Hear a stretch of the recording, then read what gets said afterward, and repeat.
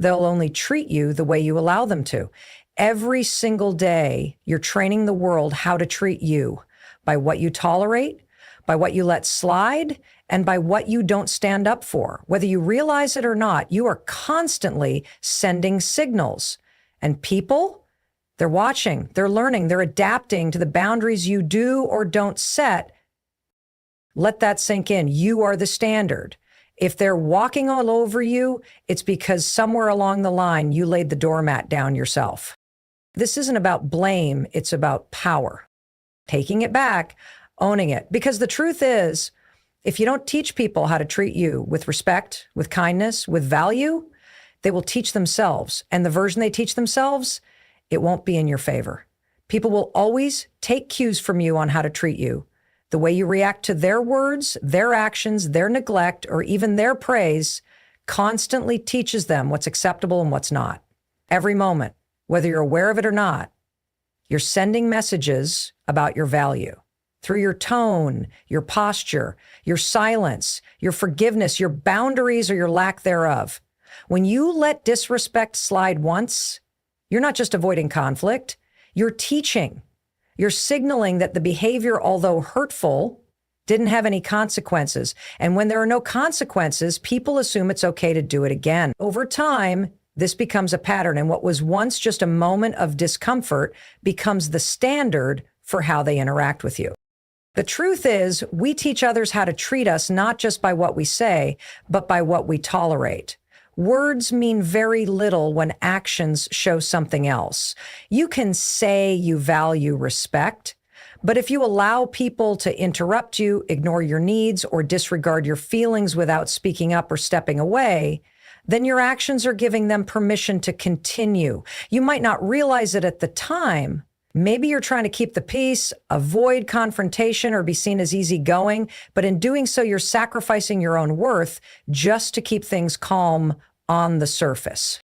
People are observant, even when they don't say much. They pick up on how you treat yourself, how you respond to mistreatment, how you navigate difficult conversations. If you constantly put others ahead of yourself, if you're always available, always understanding, always saying it's okay, even when it's not, then they will learn that your needs are negotiable, that your feelings are optional, that your time is up for grabs. And once they learn that, they'll continue to act accordingly, not because they're cruel, but because you've trained them that this is the norm. When you make excuses for people's bad behavior, they don't see it as kindness, they see it as permission. When you allow disrespect because you don't want to seem dramatic, they don't see it as maturity, they see it as weakness. People don't operate by what's fair, they operate by what they can get away with. And if they've learned they can mistreat you without consequence, then they'll keep doing it, sometimes without even realizing it. This doesn't mean you have to become confrontational or cold. It means you need to become conscious of your boundaries, conscious of what behaviors you respond to, conscious of how often you bend to accommodate others while shrinking yourself. The minute you decide to be intentional with your reactions, to no longer reward bad behavior with silence or forgiveness, you begin to teach people something new. You start to show them that access to you is a privilege, not a right, that your kindness has limits, that your time has value, that your energy is not infinite. What you allow is what will continue. People take notes based on your responses, not your intentions. So if you don't draw the line, don't be surprised when they keep crossing it, because in their eyes, the absence of resistance is agreement. The absence of clarity is confusion, and the absence of standards is chaos. You must understand that every interaction is a moment of teaching. What you tolerate today becomes the rule book they use tomorrow. It's not about being hard or aggressive. It's about being clear, consistent, and courageous enough to protect your peace. Respect isn't something you beg for, chase after, or try to convince others to give you. It's something you command by the way you carry yourself, by the energy you walk into a room with, by the boundaries you uphold without apology. People don't respect you because of how much effort you put into pleasing them. They respect you when they recognize that you respect yourself. There's a quiet power in someone who knows who they are, who doesn't need to perform, impress, or explain themselves constantly. That kind of presence creates a shift in the atmosphere. People pause before they speak to you. They think twice before crossing a line, not because you threaten them, but because you've shown through your self-respect that you're not someone to take lightly. Too often, people make the mistake of thinking respect is earned through self-sacrifice. They believe that if they do enough for others, if they show how loyal, kind, or helpful they are, respect will follow. But that's not how it works. When you overextend yourself to earn respect, you send the opposite message. That you're willing to trade your dignity for approval, that you're available for exploitation in exchange for validation. And people don't respect those who need their validation to feel valuable. They may appreciate your kindness. They may use your generosity. But respect is deeper than appreciation. Respect comes when people understand that your worth isn't dependent on how they treat you. It's already established, and it won't be moved. Self-respect isn't loud or arrogant. It doesn't need to be announced or advertised. It's visible in the choices you make, in the way you say no without guilt, in the way you walk away from anything that doesn't align with your value system. People are watching how you show up for yourself. If they see that you stand firm on your boundaries, that you prioritize your peace, that you don't compromise your standards to be liked, they learn very quickly that you are someone who is and grounded people don't tolerate nonsense. Grounded people don't entertain disrespect. Grounded people don't beg for space. They own it. Your presence says more than your words ever could. You could say 1,000 times that you want to be respected, but if your actions show desperation, insecurity, or self-abandonment, your words will be ignored. On the other hand, you might say very little, but the way you carry yourself will speak volumes. Your posture, your silence when needed, your decisiveness, your calm confidence, all of that teaches others that they're dealing with someone who's already full, someone who doesn't need to be filled by external approval. That energy cannot be faked, and when you have it, people feel it immediately. There's a difference between demanding respect and commanding it. Demanding it comes from a place of lack, of needing others to fill in a gap inside you.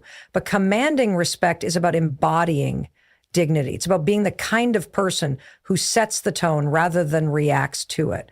When people feel that energy from you, they respond differently. They listen more carefully. They approach more thoughtfully. They understand that you're not available for games, for manipulation, or for anything less than what honors your value. The key to commanding respect is internal. It's not about being liked. It's not about being feared. It's about being anchored in your worth. When you know what you bring to the table, you stop begging for a seat at someone else's. You stop trying to convince people to see your value. Instead, you move with a quiet confidence that either attracts the right people or repels the wrong ones. And both are gifts.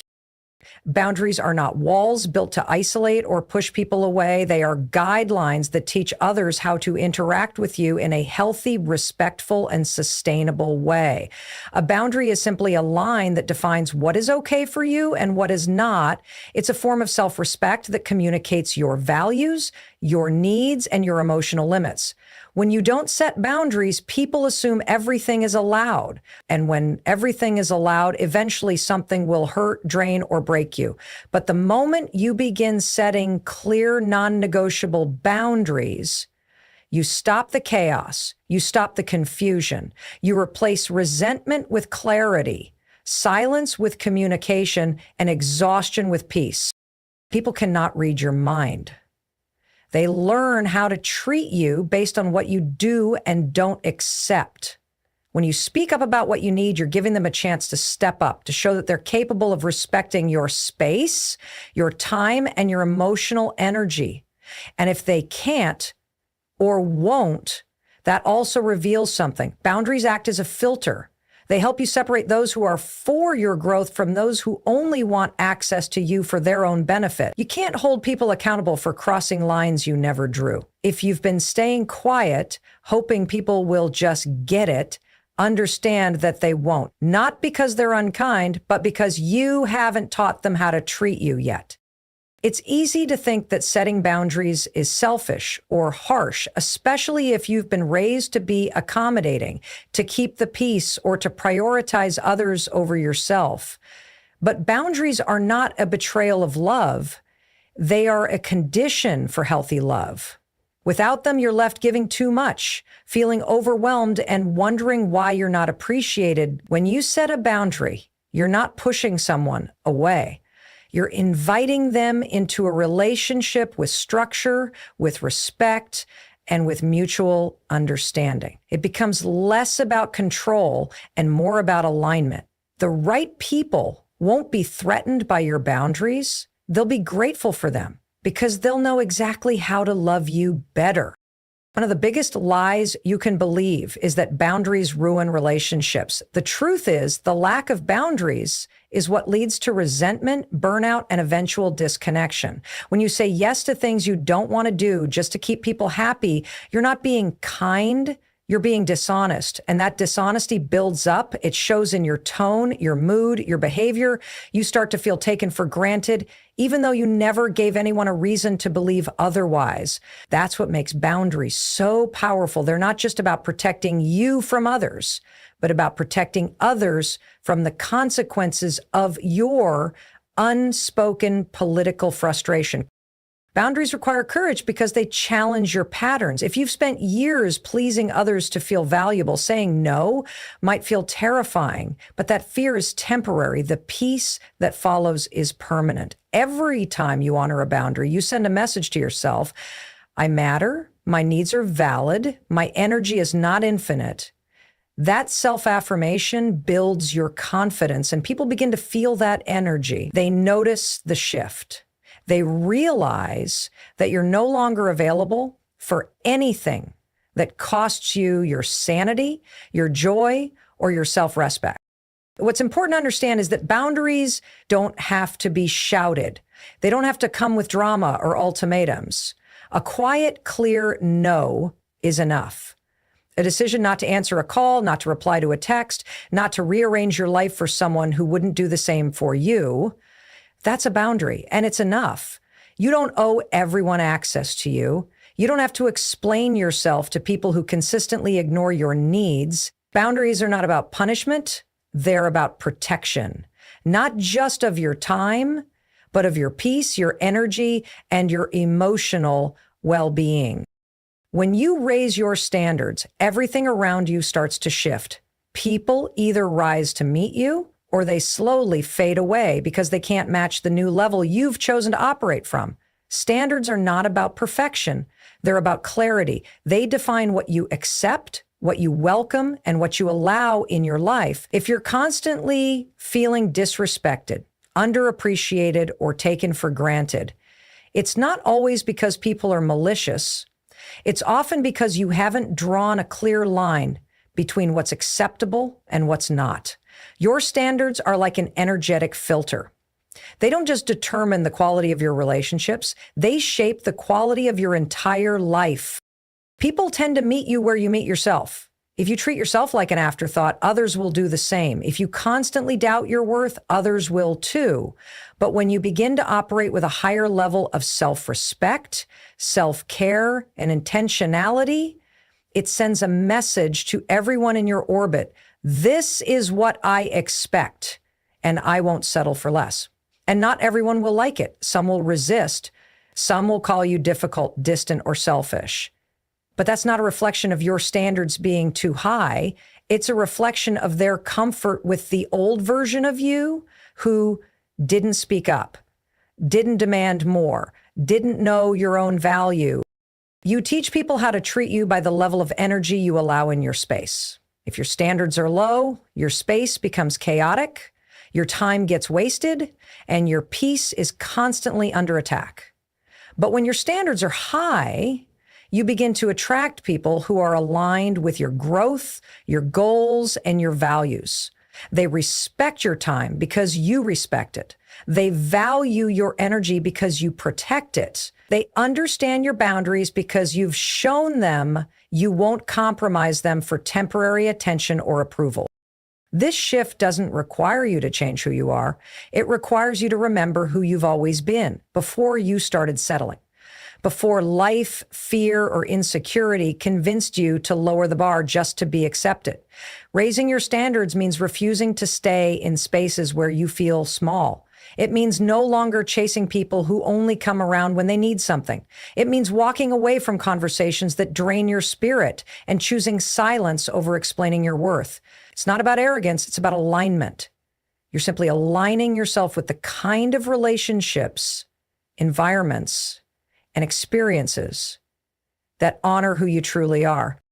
The beauty of raising your standards is that you stop relying on others to give you what you were always capable of giving yourself. You stop expecting loyalty from people who are loyal to their convenience. You stop confusing attention with love. You stop accepting potential in place of effort. And most importantly, you stop waiting to be chosen and start choosing yourself. Every decision you make from this higher place begins to reinforce your new stand. From the people you respond to the situations you stay in, to the conversations you entertain, it all becomes a reflection of how deeply you've committed to valuing yourself. Not everyone will come with you on that journey, and that's okay. Your growth will intimidate those who benefited from your lack of boundaries. They'll try to pull you back into who you used to be, not because they hate you, but because the old version of you served them. But your job isn't to shrink for others' comfort. Your job is to evolve, to elevate, and to teach by example. When you raise your standards, you challenge others to do the same. And those who are ready for that growth will rise with you. Those who aren't will resist. But either way, you're creating space for what you truly deserve, not just in people, but in opportunities, peace, and purpose. Silence often speaks louder than words. When someone disrespects you, undermines you, or treats you as if your feelings don't matter, and you respond with nothing but silence, they don't see strength. They see permission. They interpret your quiet as acceptance, your patience as weakness, and your restraint as approval. You might believe that staying silent keeps the peace, that avoiding confrontation shows maturity, or that giving someone the benefit of the doubt is the noble thing to do. But what you're actually doing is teaching them that their behavior is acceptable, that they can hurt you without consequence, and that you'll always be there, no matter how they treat you. Your silence can become a pattern, a habit that allows toxic dynamics to grow unchecked. You tell yourself that you're choosing not to react because you don't want to escalate things, but deep down, silence becomes a way to avoid discomfort. It becomes a way to protect yourself from the fear of losing someone, or of being misunderstood, or of standing alone. But every time you stay quiet when you should speak up, you abandon yourself. You push your pain into the background and prioritize someone else's comfort over your own dignity. And over time, that silence turns into resentment, and that resentment poisons every interaction, whether you realize it or not. People aren't mind readers. They don't know your limits unless you express them. They don't know you're hurting unless you tell them. They don't know they've crossed a line unless you clearly mark where that line is. And if you're constantly expecting others to just know better, you'll spend a lifetime being disappointed. Silence doesn't teach lessons, it confuses. It creates space for misunderstanding, for assumptions, and for patterns of behavior to continue without interruption. If someone oversteps and you don't address it, they'll step even further next time because they've learned there's no resistance, no accountability, and no expectation of change.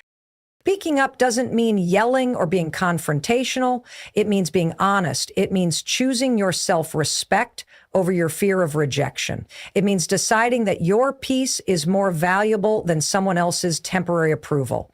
When you find the courage to use your voice, you create clarity, you create boundaries, you create an opportunity for change, whether that means the other person rises to meet your standard or removes themselves from your space. Either way, you win. Because silence may protect you from confrontation, but speaking up protects you from being mistreated.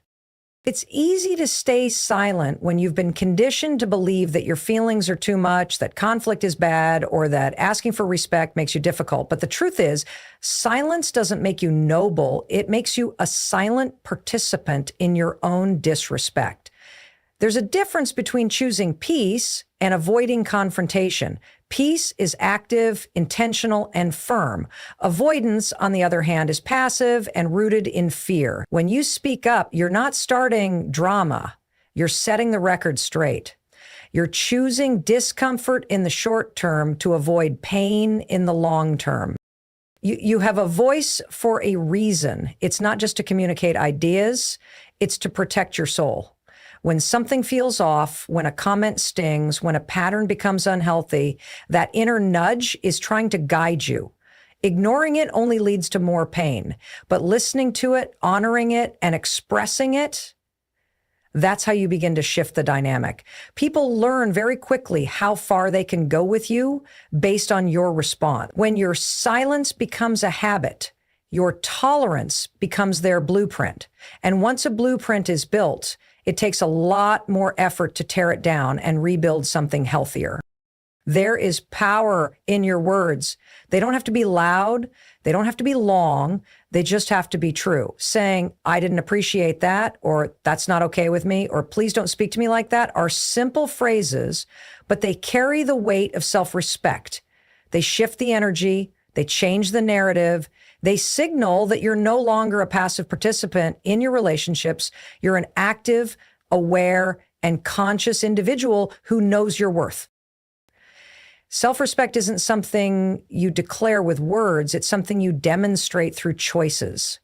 Every time you accept less than you deserve, you teach people that you're willing to compromise your worth. And it doesn't happen all at once. It happens in the small, subtle moments when you let a disrespectful comment slide, when you accommodate someone who never does the same for you, when you apologize just to keep someone from walking away, even when you weren't wrong. These moments build on each other, and slowly you begin to erode your own sense of value. People watch how you treat yourself.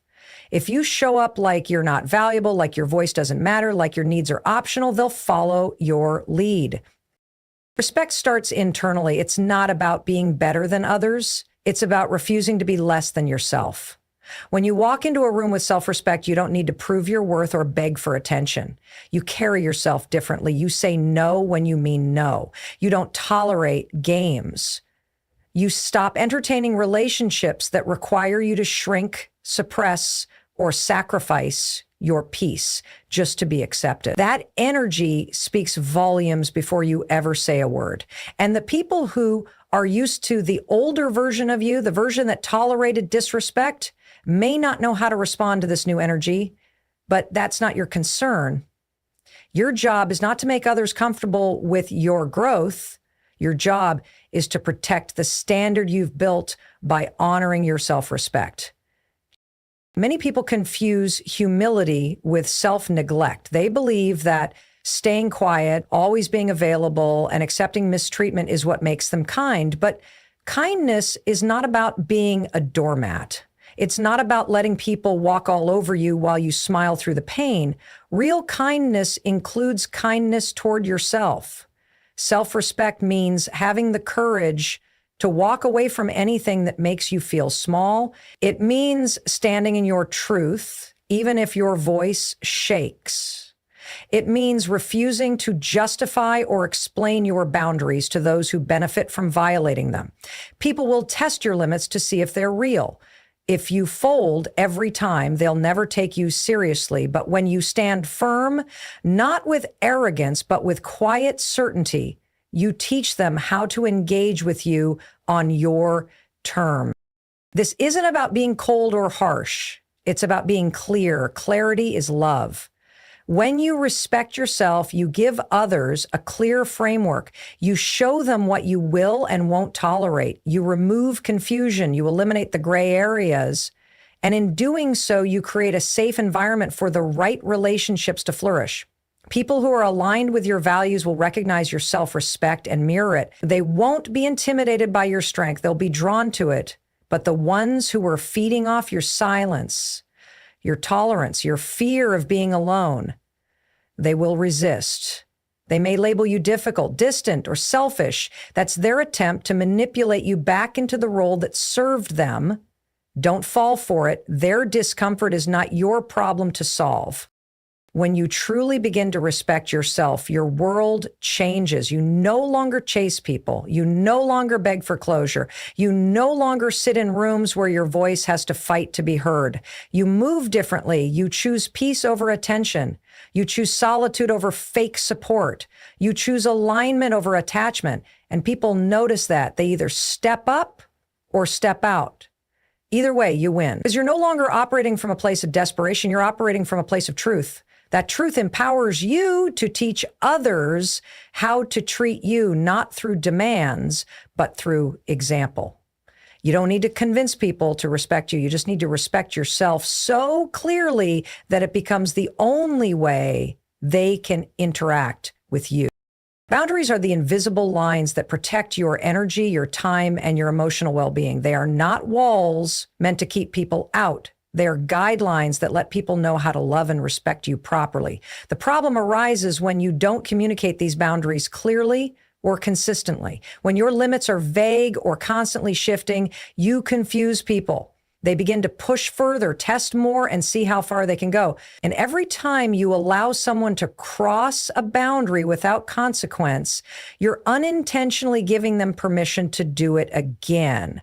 What begins as one small compromise can spiral into a pattern of disrespect that becomes difficult to undo.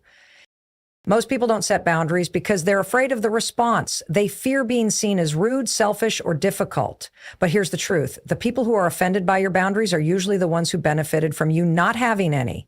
They liked it better when you said yes to everything, even when it drained you. They liked it when you put their needs above your own. So of course, when you start saying no, when you start speaking up, when you stop explaining yourself, they push back.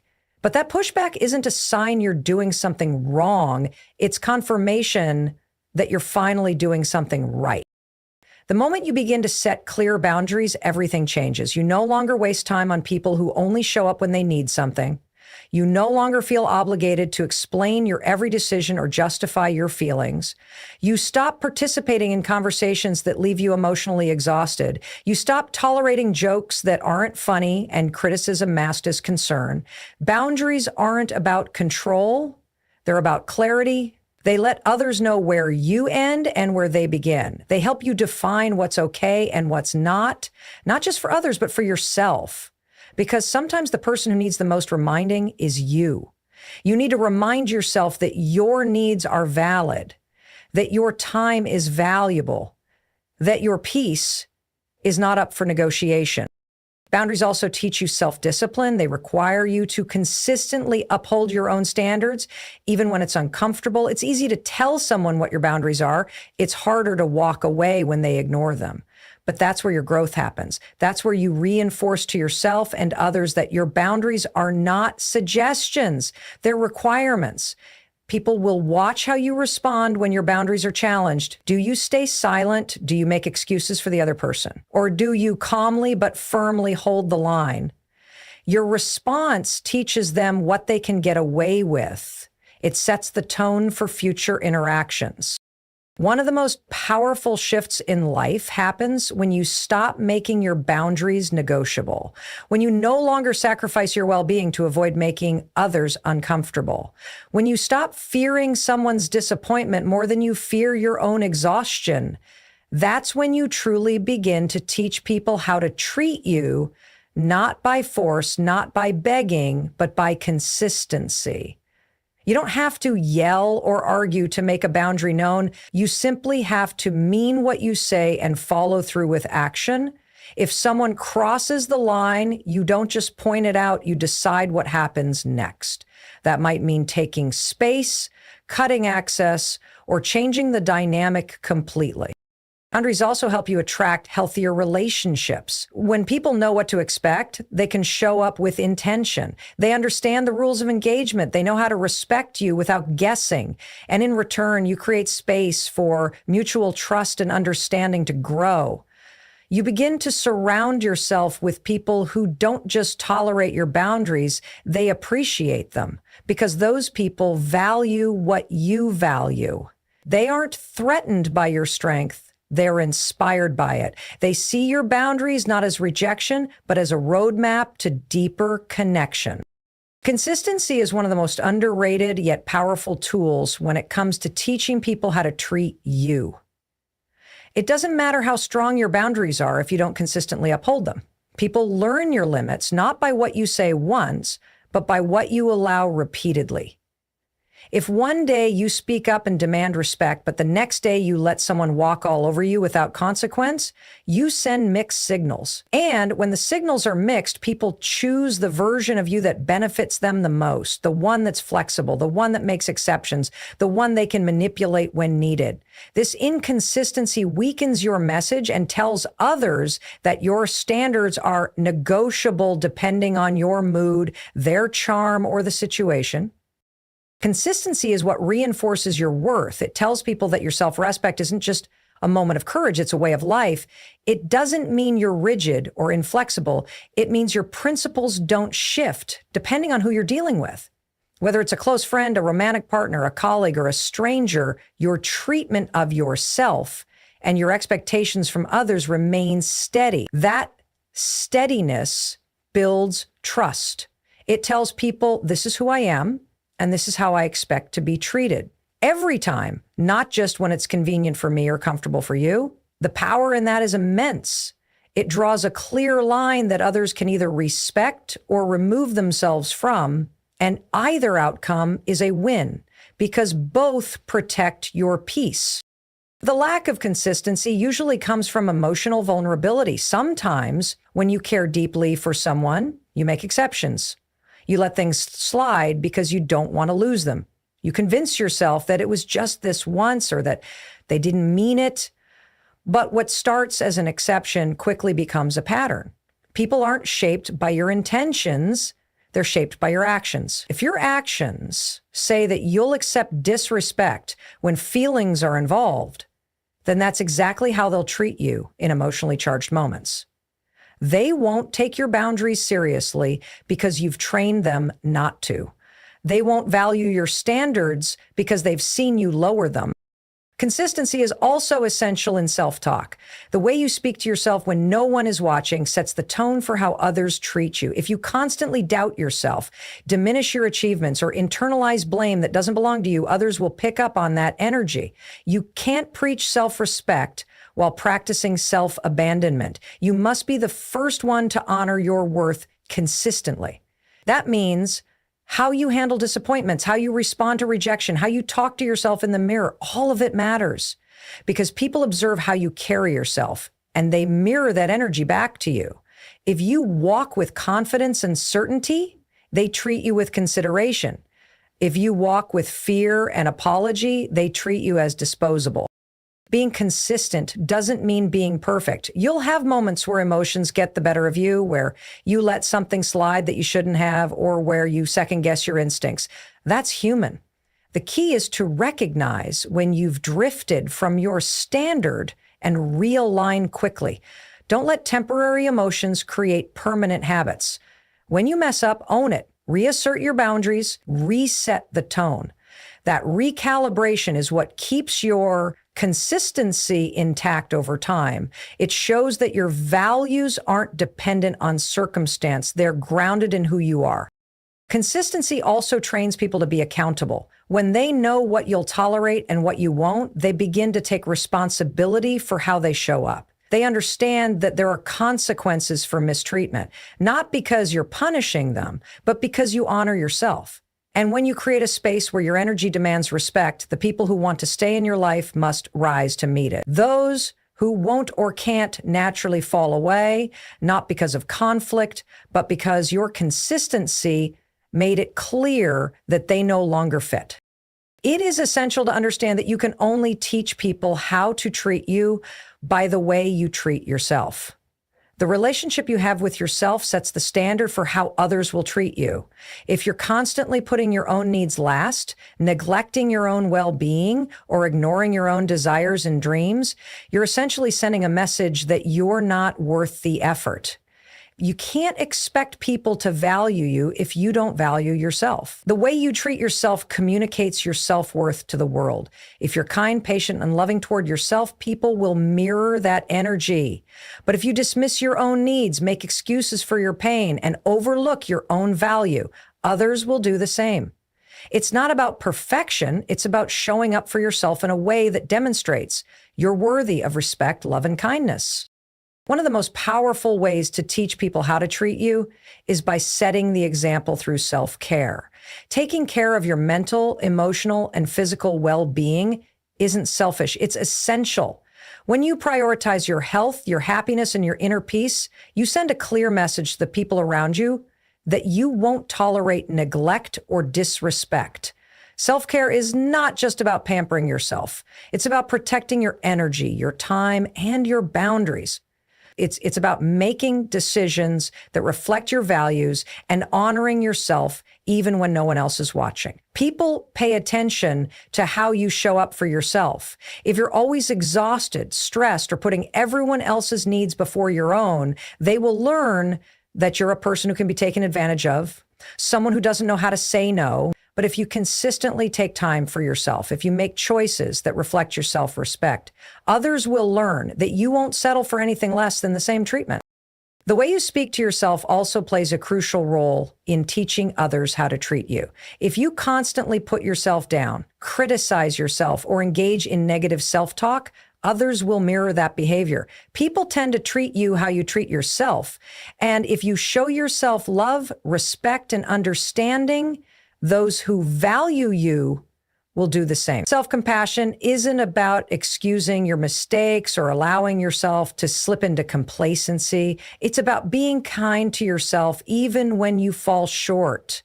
It's about acknowledging your flaws without allowing them to define you. When you treat yourself with love and patience, it creates an environment where others are encouraged to treat you with the same respect.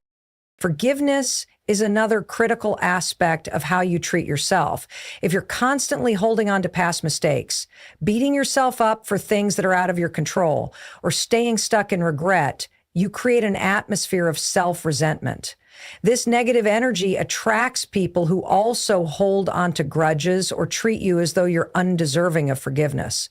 However, when you let go of past pain and learn to forgive yourself, you create space for healing, growth, and self-love. People will see this openness and either rise to meet your forgiveness or move away because they realize they can't continue this cycle of negativity. Self-forgiveness teaches others how to let go of bitterness and create healthier relationships with themselves and you. Learning to set healthy boundaries with yourself is just as important as setting them with others. This means recognizing when you're overextending yourself, when you're saying yes out of obligation rather than desire, and when you're allowing things into your life that drain you. When you learn to say no to things that don't serve you, when you stop overloading yourself, and when you start protecting your own time and space, you teach others that your energy is precious. People who respect you will recognize these boundaries and honor them, while those who don't respect them will slowly fade away. You can only control how much you allow others to take from you, but that begins with how much you allow yourself to give. Being mindful of your own boundaries will teach others how to respect them as well. Embracing your self-worth means no longer accepting anything less than what you deserve. You can't keep sacrificing your needs for the sake of others or allowing yourself to be treated poorly out of fear of confrontation or rejection. When you truly recognize your worth, you stop settling for less. You start walking away from relationships and situations that do not honor you, and that's the message you send to others. Treat me with respect, or I won't engage with you. People will either rise to meet your standard, or they won't be a part of your life. And that is one of the most powerful ways you can teach people how to treat you, by no longer accepting anything that doesn't align with your values and self-respect. The way you show up in the world is the way people will perceive and treat you. Every interaction, every decision, every moment of engagement communicates something about your self-worth, your values, and your expectations. If you allow disrespect to slide, if you tolerate behavior that diminishes your sense of self, then you are teaching people that it is acceptable to treat you that way. But when you consistently hold yourself to a higher standard, when you refuse to compromise on your own values and principles, you set a clear example for others on how to treat you. It's not enough to just hope or expect that others will treat you well. You have to actively create an environment where they understand what is acceptable and what is not. When you act with confidence and clarity, people are drawn to you. They are naturally inclined to respect you because you carry yourself with respect. This isn't about arrogance or superiority. It's about recognizing your inherent value and communicating that through your actions, words, and behaviors. The way you stand, the way you speak, the way you interact with others, all reflect your understanding of your worth. When you walk into a room with a sense of self-assurance, when you speak with conviction, when you set clear boundaries, you teach others that you are someone who should be treated with care and consideration. And while some people might initially test those boundaries, it's your consistent demonstration of self-respect that eventually reinforces them. You also teach people how to treat you through your actions. If you are always there for others, always putting their needs first, always being the one who gives, others will start to expect that of you. You will become the person they turn to when they need something, but they may take your kindness for granted, assuming that you will always be available. But when you begin to prioritize yourself, when you start saying no, when you make your own needs a priority, you send a message that your time, your energy, and your emotions are valuable. You teach others that you are not to be taken for granted, that your presence and your efforts are not limitless, and that respect must be mutual. It's not about being selfish. It's about setting a standard of reciprocity. You are teaching others to recognize your value by taking your own needs seriously and ensuring that they do the same. The language you use also plays a critical role in teaching people how to treat you. The way you speak to yourself and others sends a powerful message about how you expect to be treated. If you constantly undermine yourself, if you use self-deprecating language or downplay your achievements, you are inadvertently telling people that it's okay to disregard your worth. On the other hand, when you speak positively about yourself, when you affirm your value, and when you engage in conversations that reinforce your self-respect, you create an environment where others are more likely to treat you at the same level of respect. Your words shape your reality, and they shape how others see and engage with you. By speaking with confidence and clarity about who you are and what you expect, you set the tone for all your relationships. Actions speak louder than words, but words do carry weight. When you are clear about what you will and won't tolerate, when you articulate your boundaries, and when you express your needs with confidence, you teach people how to treat you. You remove any ambiguity or confusion, and you create a framework that others can either respect or reject. And the people who respect you will value your words and your boundaries, while those who don't will make their exit.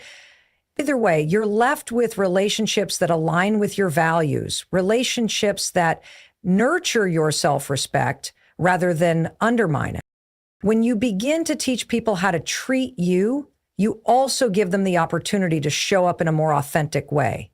You allow them to step into a space where they are clear about your expectations, where they understand the rules of engagement, and where they have the chance to either rise to the occasion or fall away. This clarity benefits both you and them. It removes the guesswork, the misunderstanding, and the potential for disappointment. You no longer have to chase validation or approval from others because you are confident in your own worth. You no longer have to beg for respect because you have created an environment where respect is a given. And when you do this, you empower both yourself and the people around you to engage in healthier, more genuine relationships. By teaching others how to treat you, you are ultimately teaching them how to value themselves as well. You don't need to be louder. You don't need to be meaner. You don't need to fight harder. You just need to be clearer. Be clear about what you accept. Be clear about what you expect. Be clear about what happens when those expectations are ignored. And then you end on it. The people who belong in your life will adapt to your standards. The rest, let them leave. Because once you stop tolerating disrespect, something amazing happens. It disappears. You're not here to be liked by everyone. You're not here to be easy for others to manipulate. You're here to live with purpose, power, and peace.